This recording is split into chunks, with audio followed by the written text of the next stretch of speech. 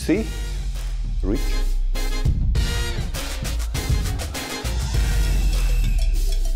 Šajā receptē galvenais, lai tā mērce būtu jaudīga ar daudz garšu.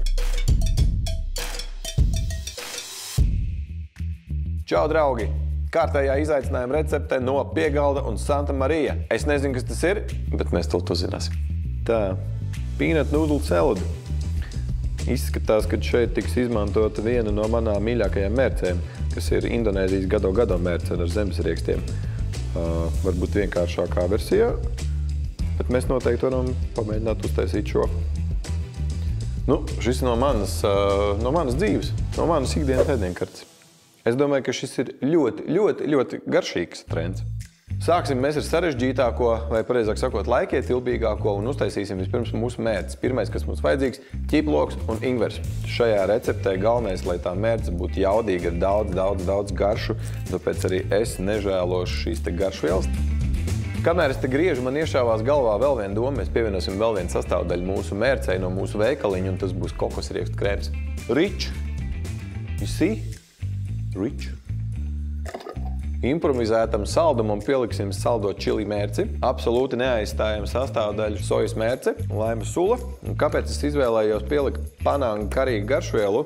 Tāpēc, ka šeit ir iekšā laima lapas, citronzāles, zīvju mērces pulveris, sīpoli, vēl ingvers un vēl ķiploks. Viss tas, kam būtu jābūt šajā mērcē. Nākamais.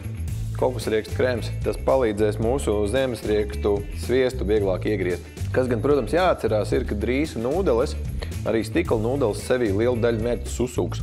Tāpēc arī ar to biezumu konsistenci ir, tā, jāpaspēlējās.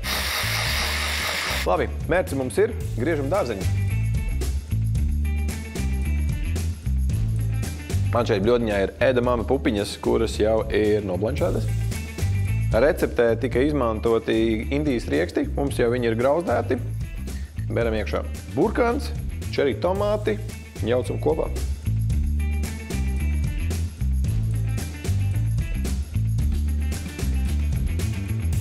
Mums gatavs nūdeles.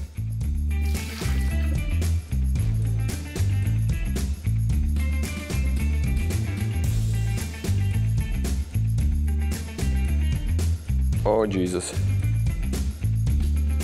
Salāti gatavi. Trends man patika, jo viņš man nevar nepatikt, jo man patīk taizemes virtuve, un es iesaku visiem to pamēģināt. Labu apetīti!